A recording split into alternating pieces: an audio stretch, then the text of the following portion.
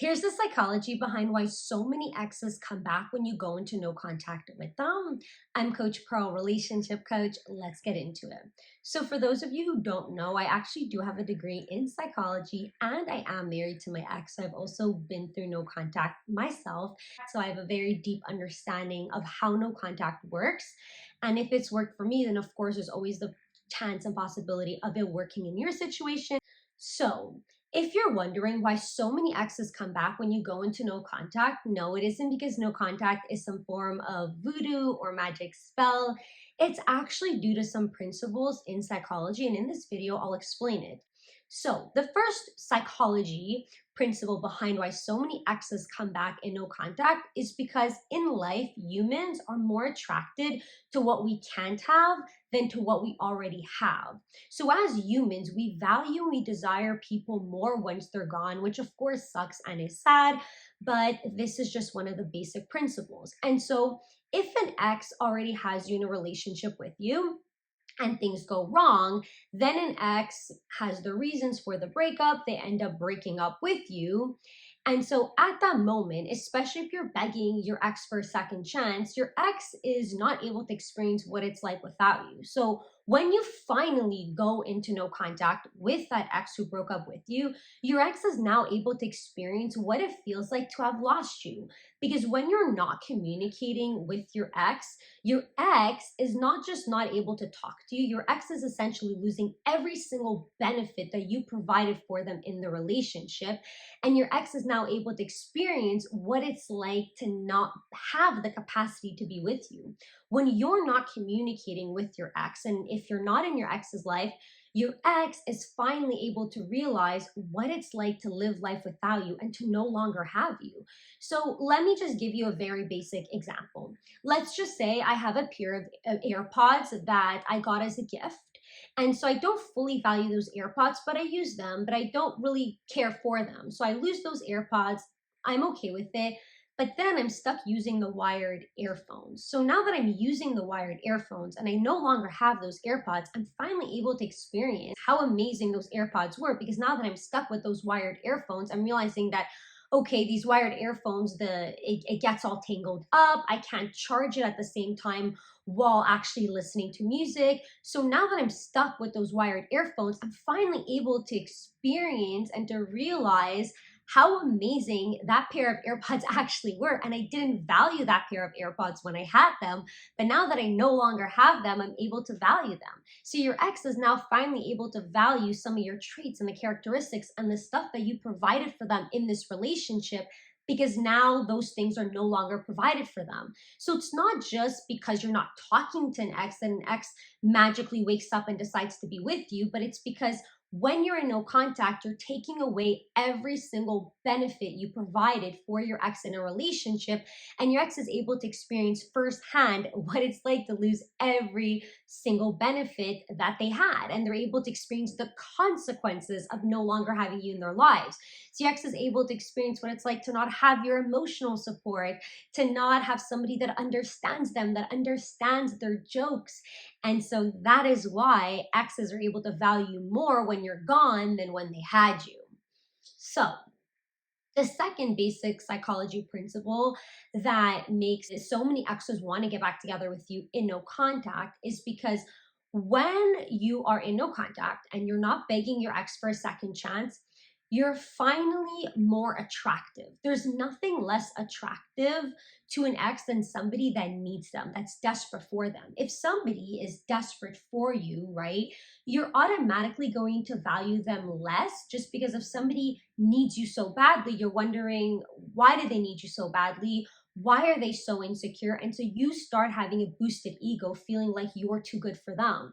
And that's exactly what happens when you're in no contact with an ex. So before going into no contact, okay, when you're begging your ex for a second chance and you're begging, you're boosting your ex's ego. So you're literally making your ex feel like they're too good for you.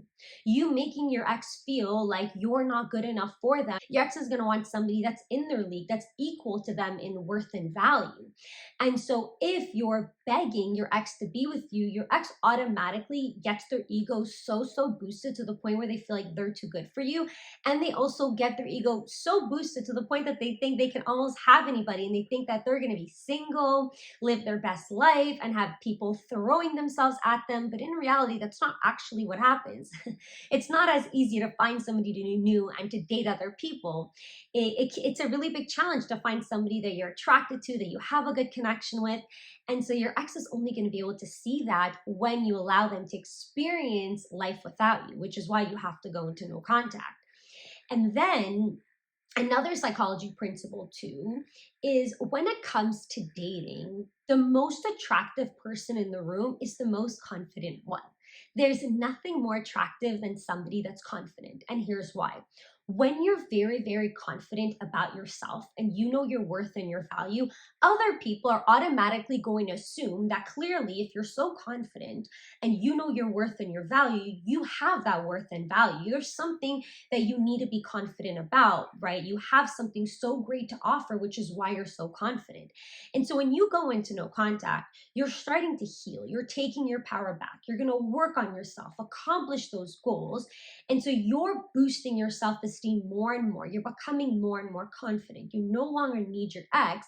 And then that becomes very, very attractive to your ex. When you're begging your ex for a second chance, you're lacking that confidence. You lack that self esteem. And so that's the least attractive that you're going to be to an ex. Now, if you've already begged, if you've already pleaded for that second chance with your ex, it does not mean that your ex is not going to be interested in you. It's never ever too late to start no contact. Even if you've already begged, you can always start no contact later on, and your ex can still feel the effects of losing you. Sometimes, actually, if you've already begged your ex for a second chance, when you start no contact, it can hit an ex even more intensely because an ex went from having their egos boosted by you, from having you beg them for a second chance, to now all of a sudden you no longer being interested in them. So it can make your ex question their own worth and their own value, and it can make your ex feel the consequences of this no contact to an even greater extent. So now, the last psychology principle behind why so many exes want to get back together with you when you're in no contact is because as time goes on, us human beings get nostalgic more about positive past memories than negative ones. When we get nostalgic, we don't think of negative memories. Our brain automatically thinks of the positive ones, unless, of course, you're dealing with PTSD, right? And so essentially, as time goes on in no contact and you're no longer reaching out to your ex, now your ex is no longer able to think of a lot of the negative times you two shared and all the bad moments in the relationship.